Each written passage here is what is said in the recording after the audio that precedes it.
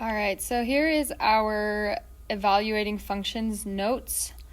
So earlier this week, the only extent that we taught about function notation was to recognize that y and f of x are the same. So now we're going to talk more in the function notation, and we're going to talk about evaluating. But before we do that, I'm going to fill in some blanks here. So we're going to have, if y equals 2x minus 8, I'm going to write this as f of x equals 2x minus 8. So our input and our output are still the same values. Our y is still our output, and our x is still our input. And over here we still have, now f of x is our output, and our x is still our input. So this would read as f of x, I should have said f of x equals 2x minus 8. So that is how the function would be read. So to evaluate a function for a specific value, we are going to substitute the value in for x. So let's go ahead and try some of these things. So question 1, and we're not going to do every single letter, so we have these 3 different evaluations. We're not going to do all of them, but just a few to give you a heads up and some practice, and then some to try on your own. So first we'll evaluate f of 5. So they're telling me that now, rather than having an x, we're going to replace it with 5. So every time you see an x, you're going to replace it with the number in the parentheses. So now we're saying at f of 5, what is the value? So every time I see an x, I'm going to put a 5. So 5, and then write the rest down. So that then we simplify that. So f of 5 equals 12. So our input was 5, and our output was 12. So another way we could possibly look at that is as a coordinate pair. Like this, we have our x and our y. There's many, many ways to look at it, and we just have to recognize that they're all the same. So let's go ahead and do part C. So now every time we see an x, we're going to replace it with negative 3. So now we have negative 3 plus 7. So when we evaluate it, when we combine our like terms, we get negative 3 plus 7, which is a positive 4. So here our input is negative 3, and our output is positive 4. So we'd have an x of negative 3, and our y would be 4. Our y, and remember f of x is the same thing as y. All right, let's do another one. So a note to make is that just like we can have different letters for our variables, we can also have different letters for f. So in this case, we're doing g of x. So our function here is 3x minus 8. So we're going to evaluate that for 0. Let's do this last one here. So now whenever I see an x, I'm going to put in a 0. So 3 times 0 minus 8. So 3 times 0 is 0, and 0 minus 8 is negative 8. So our input in this situation was 0, resulting in an output of negative 8. So again, another way to look at that is in an xy coordinate pair as 0, negative 8. All right, fractions are my favorite. So let's look here. Let's go ahead and try A. So now we have h of x equals 2 over 3x minus 1. So now they're saying every time we see an x, we're going to put in a negative 3. So 2 over 3, and now we're going in negative 3 minus 1. And so what I like to do, and if this doesn't work for you, you don't have to do it, but I always like to take my fractions out of the problem, and I know that I'm multiplying these two. So I'm going to say 2/3, and I'm multiplying this by negative 3. And I need this to be a fraction, so I'm going to put that over 1. And when we multiply fractions, we multiply straight across. So 2 times negative 3 is negative 6. And 3 times 1 is 3. So that gives us a negative 2. And then minus 1. So negative 2 minus 1 is going to result in a negative 3. So again, our input was equal to negative 3, and our output was equal to negative 3. So again, that's not always going to happen, but our coordinate pair would be negative 3, our x, and our y. All right. Number 4, let's go ahead and do answer choice B, or f of negative 1. So every time we see a negative or an x, we're going to put a negative 1. So we have negative 1 and then squared minus negative 1. So first we take care of our exponents. So negative 1 squared is going to be a positive 1. And then we're subtracting a negative 1. So when we subtract a negative, this becomes a positive. So we have 1 plus 1, which is 2. And so our input, when our input is, in this function, a negative 1, our output is a positive 2. So in a coordinate pair, that would be an x value of negative 1 and a y value of positive 2.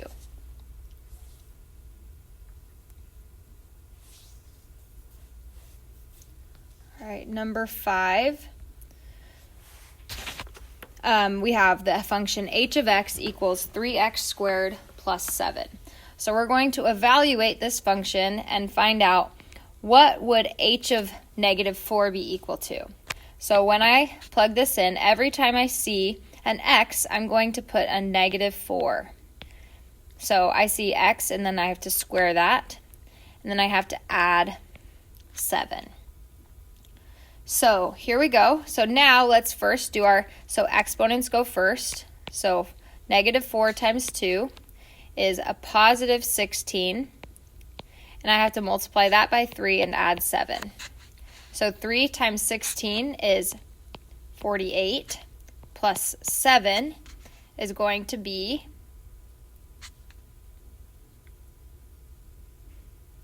a positive 55.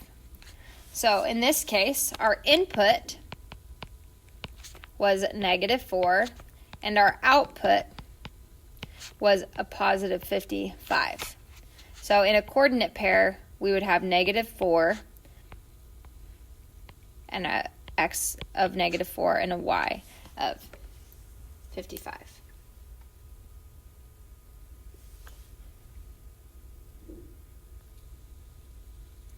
Number 6. Okay, we have f of x equals negative x squared plus 6x minus 4. So let's evaluate this one for negative 1. Okay, so every time we see an x, we're going to replace it with that negative 1. So we have negative 1 squared, because remember that's there. Okay, we can't forget that one. Negative 1 squared plus 6 times negative 1 minus 4. So negative 1 squared, so we first do our exponents. So we have negative 1 squared, which is a positive 1. And then we have to bring our negative down here. So this is going to be a negative 1, because that wasn't being squared, so it's still negative. And then we have 6 times negative 1, which is negative 6, and then plus, so that would be plus a negative 6 minus 4. And so I'm going to rewrite this one more time. Negative 1 plus a negative is minus 6, and then minus 4. So negative 7, negative 1 minus 6 is 7, minus 4 equals a negative 11. So when our input is equal to negative 1 in this function, our output will be negative 11.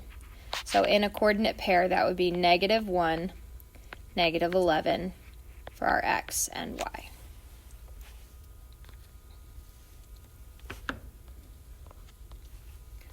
All right. G of x equals negative 1/2 x plus 9. So let's evaluate this one for negative 8. So we have negative 1/2 times negative 8 plus 9.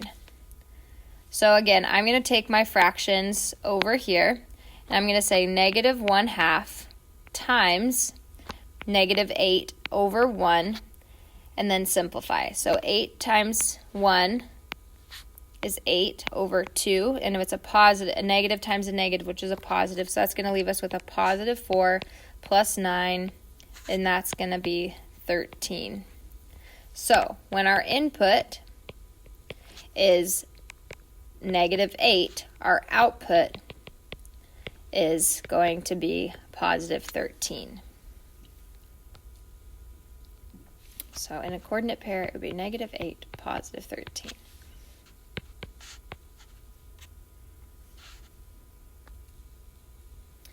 All right, number 8. Okay, let's do this one down here. So anytime I see an x, I'm going to replace it with 4. So 2 minus 4 times 4. So we do our multiplication first. So negative 4 times 4 is a negative 16. And then we have 2 minus 16, which is going to leave us with a negative 14. So when our input for this function is equal to 4, our output is going to be negative 14, resulting in a coordinate pair on the graph maybe at 4, negative 14 as x and y. Alrighty, let's go ahead and do b. So we have, every time we see an x, we're going to put a negative 5. So we have 2 times negative 5 squared plus 4 times negative 5 minus 9. So first we need to do our exponents. So negative 5 squared is going to be a positive 25 times 2, and then I'm going to just rewrite this here. So 2 times 25 is 50. 4 times negative 5 is negative 20 minus 9. So 50 minus 20 is going to be 30. Minus 9 is going to be a positive 21.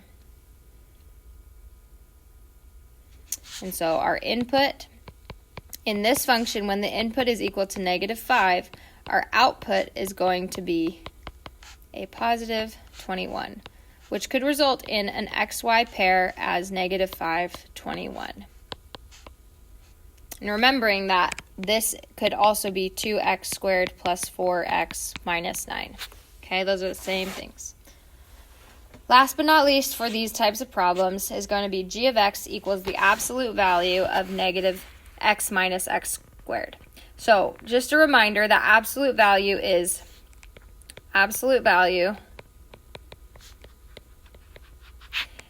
the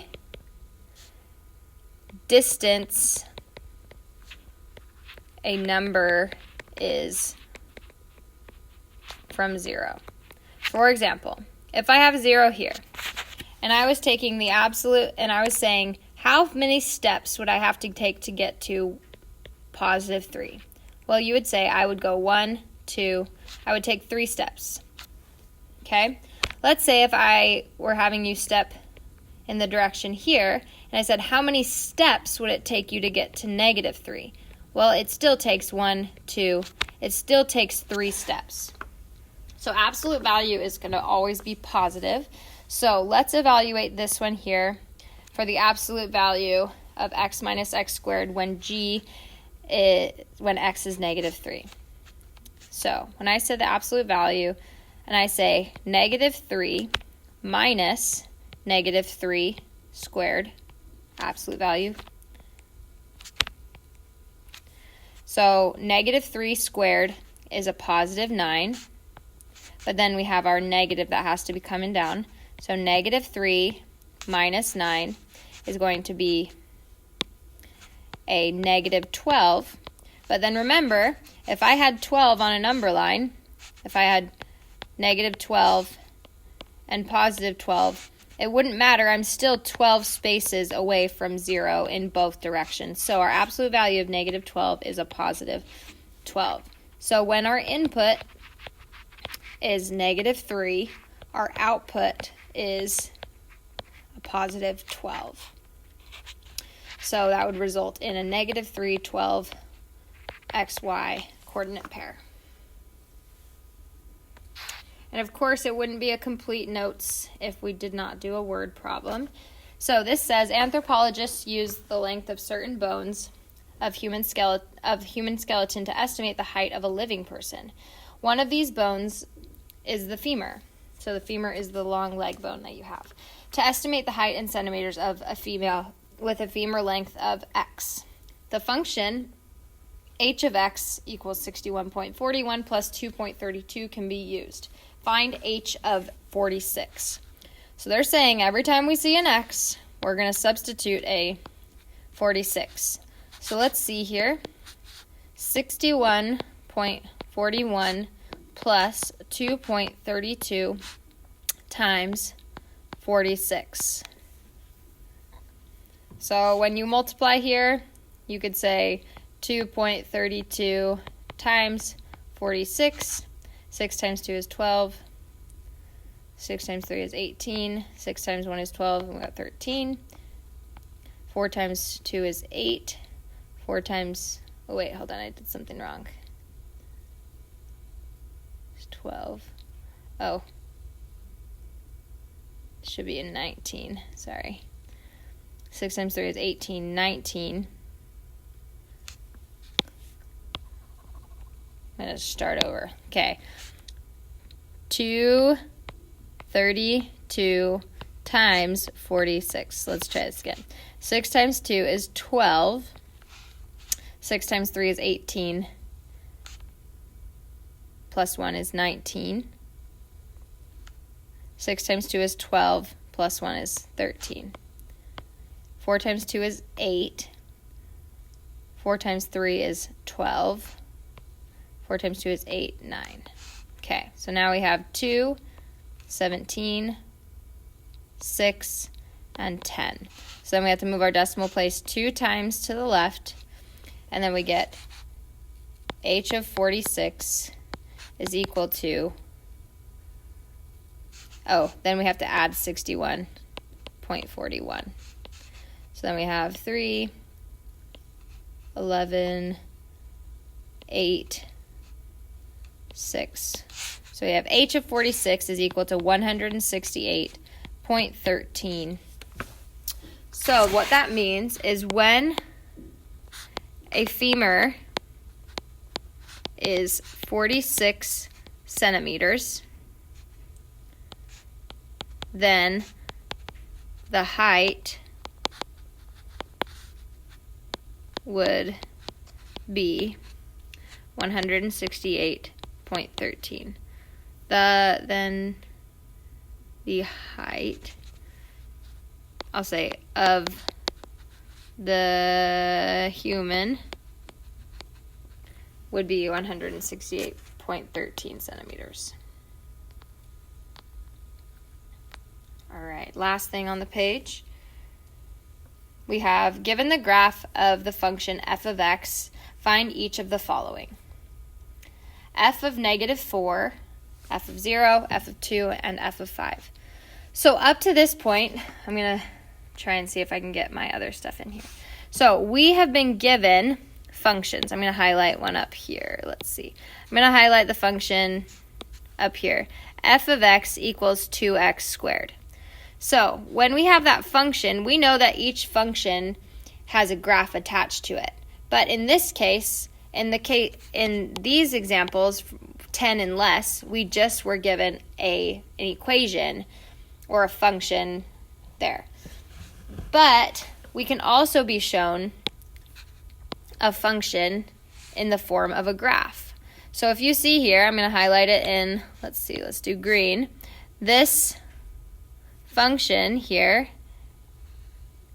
this highlighted green line here, that is our function. So rather than using f of x equals 2x squared plus 4x minus 9, this graph has a function. I don't know what it is, but we are given the function in the form of a graph.